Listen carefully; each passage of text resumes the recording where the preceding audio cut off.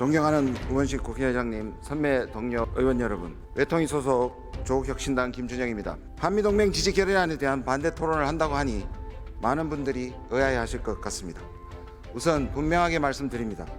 저는 한미동맹을 반대하지 않습니다. 대표 발의하신 존경하는 김병주 의원님과 김건 의원님의 진심을 의심하지 않습니다. 그럼에도 불구하고 지금 시점은 아닙니다. 이런 결의안을 낼 시기가 아니라는 말씀을 강조합니다. 저는 평생 국제정치학자로서 의국 전문가로서 살아왔습니다. 세계 질서는 지금 미증유의 변화를 본격화하고 있습니다. 트럼프 대통령의 미국은 우리가 알던 미국이 전혀 아닙니다. 지금의 미국은 우리가 이전까지 듣지도 보지도 못했던 미국입니다. 어제 일자 뉴욕타임스는 트럼프 대통령은 취임 50일 만에 미국이 지난 80년간 어렵게 구축해온 국제질서를 완전히 뒤엎어버렸다고 평가했습니다. 특히俄乌전쟁에서 피해국인 우크라이나를 버리고 침략국인 러시아를 선택했습니다.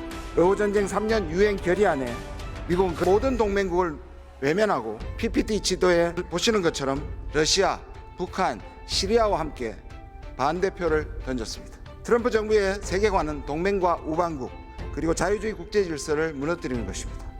불과 수개월 전 바이든 대통령이 권위주의 진영으로 적대시하던 러시아, 중국, 북한, 이란의 편에 미국이 있다는 사실은 비현실적일 정도로 충격적입니다. 더 무서운 것은 트럼프 대통령의 일기 정부 때처럼 단순히 협상용으로 이런 일들을 벌이는 것이 아니라는 점입니다. 트럼프 대통령의 동맹국은 신뢰하고 협력할 파트너가 아닙니다. 반대로 안보 우산에 무임승차하고 미국의 경제를 해치는 거머리라고 묘사합니다. 미국의 이익을 위해서 무임승차하는 동맹에 정산 청구서를 내밀고 관세 폭탄을 안기고 있습니다. 취임하자마자 캐나다, 멕시코, 중국의 관세 부과 조치를 명령하고 전 세계를 상대로 관세 전쟁을 선포했습니다. 오늘 바로 철강과 알루미늄에 대한 관세를 집행했습니다. 일본 이시바 총리는 지난 2월 미일 정상회담에서 트럼프 대통령의 수많은 양보를 했지만 결국 안보조약이 불평등하다는 불만과 관세 공세를 받았습니다. 지난달 미국을 방문한 안덕건 산자부 장관이 군함과 에너지 협력을 약속하며 우호적인 분위기를 자랑했지만 관세는 물론이고 에너지부의 민감 국가 리스트 편입 고려는 우리가 받은 것은 냉혹한 외교 맹대입니다. 이런 시점에서 우리가 트럼프 대통령에게 한미동맹의 특별함을 강조할수록 트럼프의 청구의 액수는 더 커질 뿐입니다. 혈맹을 강조하면 그동안 미국이 치른 핏값의 대가를 요구할 것입니다. 대한민국 국회마저 동맹에 대한 지지 결의안을 내는 것은 오히려 먹잇감으로 내주는 일이 될 수 있습니다. 환성처럼 발휘하고 감성에 기대고 선의에 호소하는 방식은 통하지 않음을 부디 인식해 주시고 제고해 주시기를 바랍니다. 존경하는 우원식 국회의장님과 선배 동료 여러분, 한미동맹은 대한민국의 안보와 번영의 중심축이자 우리의 현대사에서 중요한 역할을 해왔습니다. 그러나 시대는 변했습니다. 변화하는 세계 속에서 우리의 외교 전략 또한 재정립해야 합니다.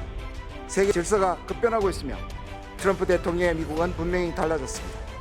현재 진행되고 있는 국제정세를 고려할 때 무비판적이고 일방적인 동맹 지지 결의는 대한민국의 외교적 자율성을 약화하고 오히려 국익에는 방해가 될 수 있습니다.